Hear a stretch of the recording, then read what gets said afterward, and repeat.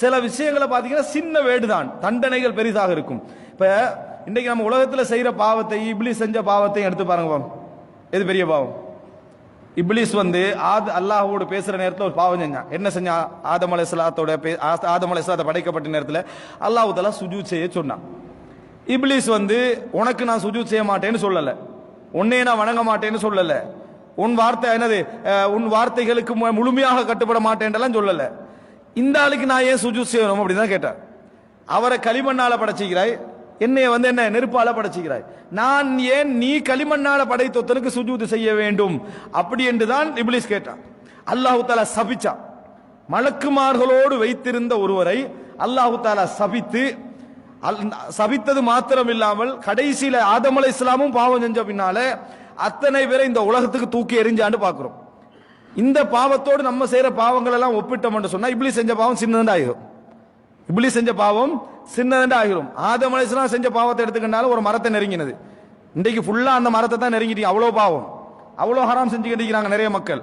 அந்த தண்டனை அல்லாஹ் என்ன செய்யல, கொடுக்கவில்லை. ஆனால் சில இடங்களில் செய்பவரை பொறுத்தும் அவருடைய எண்ணங்களை பொறுத்தும் அவருடைய சூழலை பொறுத்தும் தண்டனைகள் அதிகமாக என்ன செய்யும் இருக்கும். படித்தவர்களுக்கு, மார்க்கத்தை புரிந்தவர்களுக்கு, விளங்கியவர்களுக்கு அல்லாஹ் தண்டனை அவசரப்படுத்துவான். அல்லாஹ் தஆலா என்ன செய்வான்? அவசரப்படுத்துவான். அறியாமல் விளங்காமல் நிறைய செய்து கொண்டிருப்பவர்கள் அல்லாஹ் தஆலா தண்டனை என்ன செய்வான்? லேசாக்குவான், அல்லது என்னது லேட் ஆக்குவான். இப்படி நம்ம என்ன செய்ய வேண்டும்? புரிந்து கொள்ள வேண்டும். இந்த அடிப்படையில் நாம உள்நோக்கினோம் என்று சொன்னால் இப்லீஸ் அல்லாஹு தஆலா அவருடைய அஜாபி, நான் படைக்கப்பட்ட அந்த மூல பொருளை நினைச்சு இப்லீஸ் என்ன செய்யறான்? பெருமை அடிக்கிறான். அல்லாஹு தஆலா அதிலிருந்து என்ன செய்கிறான்? வெளியேற்றத்தை பார்க்கிறோம். எனவே அன்புள்ள சகோதரர்களே, மிக பிரதானமான ஒரு பகுதி ஆரம்பமாக நாங்கள் மிக ஆழ் மனதில் பதிய வைத்துக் கொள்ள வேண்டும். உஜுப்.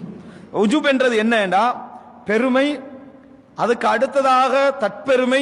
தற்பெருமை அடிக்கிறது கூட நிறைய வாயால வெளிப்படும் அந்த பெருமை உணர்வுகள். உஜுப் என்றது ஒரு சுய திருப்தி, அது மௌனமானது.